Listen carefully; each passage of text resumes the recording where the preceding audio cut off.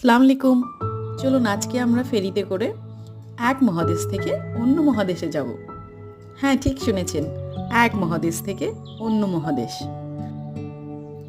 Istanbul শহরটি গড়ে উঠেছে এশিয়া ও ইউরোপ দুটো মহাদেশ জুড়ে। আমরা যাত্রা শুরু করছি ইউরোপের দিক থেকে।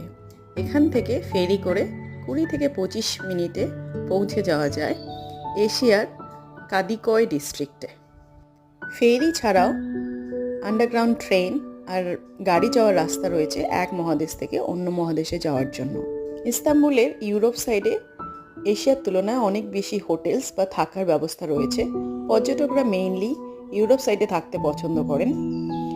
তুলনামূলকভাবে এশিয়া সাইডে রেসিডেন্সিয়াল বিল্ডিংস বা ভিলাস অনেক বেশি, যেখানে লোকাল লোকেরা বসবাস করেন।